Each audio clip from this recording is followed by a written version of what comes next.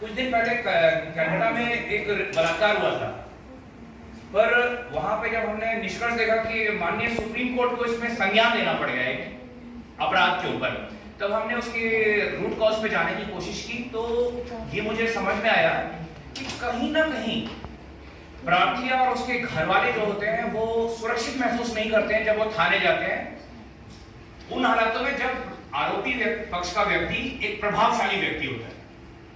तो कलकत्ता केस में देखा, और मैं गोपनीयता बरकरार रखते हुए हमारे बीच की भी एक बहन, बहुत कुछ महिला अधिवक्ताओं के साथ भी इस तरह की घटनाएं घटित हो रही हैं। जैसे अभी भाई ने बताया कि उत्तर प्रदेश में जो मोहिनी तोमर करके अधिवक्ता रही हैं, जिनका लोगों ने जैसे ही वो न्यायालय परिसर में एंटर होती वहीं से उनको अगवा कर लिया गया और उनकी निशंस हत्या कर दी गई, उनके साथ बलात्कार किया गया, नग्न अवस्था में उनके बॉडी को वहाँ पर फेंक दिया गया। तो हम चाहते हैं कि एक तो अधिवक्ता प्रोटेक्शन एक्ट लागू हो और हर डिस्ट्रिक्ट कोर्ट में एक चौकी बनाई जाए ताकि जो भी अधिवक्ता है अपना निर्भीक होकर वहाँ पर बयान दे सके। साथ ही बहुत सारे थानों में आप देखते हैं कि महिलाएं जाती हैं और ज्ञान के अभाव में बहुत सारी चीज़ें उनको नॉलेज नहीं होता, बता नहीं पाती हैं और उनकी FIR नहीं हो पाती है, बेचारी वैसे ही वापस लौट के आती हैं। और जब वो हमारे पास आती है तो हम लोग बताते हैं कि वहाँ जाना है, कैसे करना है, आवेदन करना है। तो पुलिस डिपार्टमेंट के लोग उसमें भी आपत्ति करते हैं कि अधिवक्ता न आए वहाँ पर FIR कराने के लिए। तो वो निर्भीक होकर अपना बयान हर डिस्ट्रिक्ट कोर्ट में चौकी हो ताकि महिलाओं की सुरक्षा हो पाए और FIR लिखी जा पाए, उनका मेडिकल तरीके से हो पाए। मेडिकल करने के लिए भी बहुत सारे जो तथ्य होते हैं, एविडेंस होते हैं, उसको भी नज़रअंदाज किया जाता है और उसको जब्ती नहीं बनाया जाता है।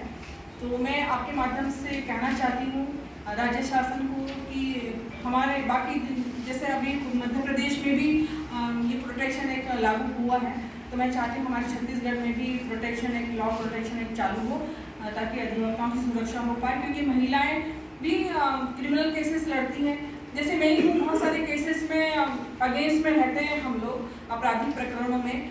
तो बहुत बार दबाव बनाया जाता है महिला अधिवक्ता के ऊपर, तो वो सोचते हैं कि महिलाएं कमज़ोर होती हैं।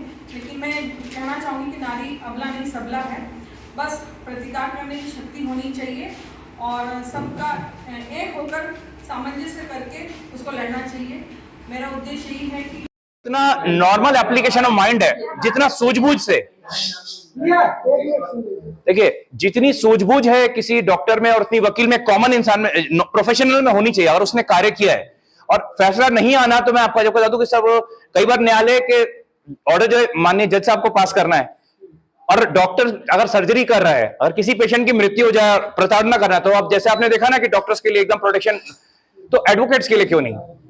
अच्छा ये बताइए, जो वकील है, मैं आपके मुद्दे से अलग थोड़ा सा पूछ रहा हूं जी, गारंटी शब्द गलत है इसमें, लेकिन हाँ अभी एक मेरे पास दिल्ली हाईकोर्ट का लेटेस्ट जजमेंट है, आप बोलो तो मैं शेयर भी कर देता हूँ व्हाट्सएप से निकाल के। तो उसमें कोर्ट ने इस बात को माना है, देखिए कोर्ट के जजमेंट से मैं टिप्पणी करने वाला कोई नहीं हूं, कि वकील फीस के तौर पे अगर आपने चेक दिया है तो उस पर आप पे चेक बाउंस का कानून लागू होगा, तो ले सकता है चेक, ले सकता है चेक। अब वो अब न्यायालय का आदेश पास हो चुका है, तो उस पर अब टिप्पणी करना उचित नहीं होगा मेरा।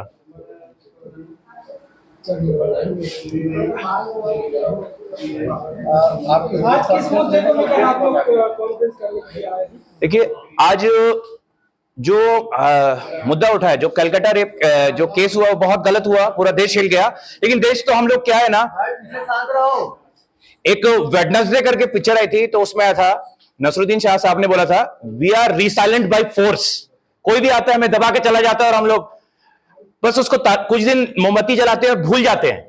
आज निर्भया केस हुआ हमारे देश में, पूरा देश हिल गया था, आज कलकत्ता हुआ, फिर देश हिला।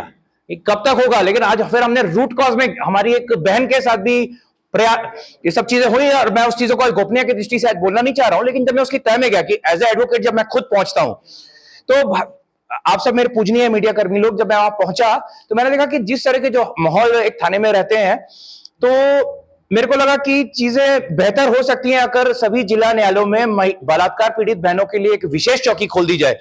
तो जितनी बलात्कार पीड़िता बहनें हैं, उनके घर वाले हैं, उनके दोस्त हैं, वो अपने आप को सुरक्षित महसूस करेंगे। क्योंकि वहां पे आपको मजिस्ट्रेट का एक्सेस इजीली मिल जाएगा, इतने सारे वकील भाई रहेंगे, तो प्रभाव डालने की कि मैं इससे फोन, मैं इसका बेटा हूं, मैं उसका भाई हूं, और प्रभाव जो न्यायिक प्रक्रिया रहती है उसको प्रभावित करने की जो प्रयास रहेगा वो शून्य हो जाएगा। बस ये मेन मांग है। दूसरी मांग है कि एडवोकेट प्रोटेक्शन एक्ट, जब आज हम सब के लिए आज रक्षा की डिमांड कर रहे हैं, अब न्याय के लिए हम लोग एक लंबी लड़ाई लड़ते हैं, तो हम लोग चाहते हैं कि हमारी रक्षा के लिए सरकार एक एडवोकेट प्रोटेक्शन एक्ट पास करे। तीसरी हमारी मांग है कि यूपी में जो भी घटना घटी, एक महिला अधिवक्ता के साथ निर्मम हत्या हुई है, तो उसकी सीबीआई जांच हो या एनआईए जांच हो, और साथ में सुप्रीम कोर्ट के एक रिटायर्ड जज के अंडर में कमेटी बने और अधिवक्ताओं को लेते हुए जो उसकी मॉनिटरिंग करे, क्योंकि एक अधिवक्ता की मृत्यु हुई है। अभी आपका प्रयास कहां से स्टार्ट हुआ? प्रयास कहां से स्टार्ट? देखिए, प्रयास हमने एक हमारा संगठन है, तो हम संगठन के माध्यम से कल हमने एक छोटा सा प्रोटेस्ट किया था अंबेडकर चौक में। वहां पे हम लोगों ने नारे भी लगाए एडवोकेट प्रोटेक्शन एक्ट लेके, नारी शक्ति को बचाने के लिए।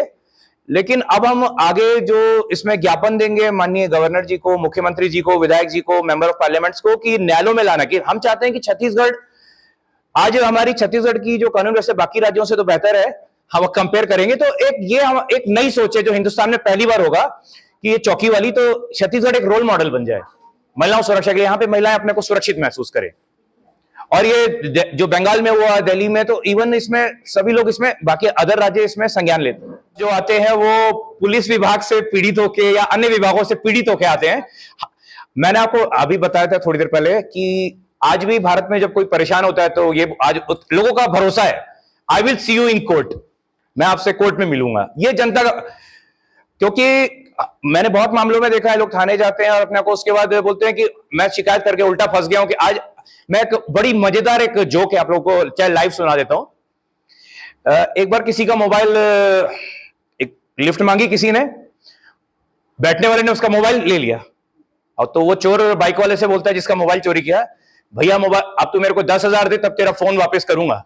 बोला यार तुमने मेरा फोन चोरी किया, मैं क्यों वापस करूं? बोलता ठीक है। फिर वो थाने गया, यहां क्या, उसके इतने बयान हुए, लास्ट में वो बोलता है भैया उससे अच्छा मैं तुमको 10,000 रुपए दे देता।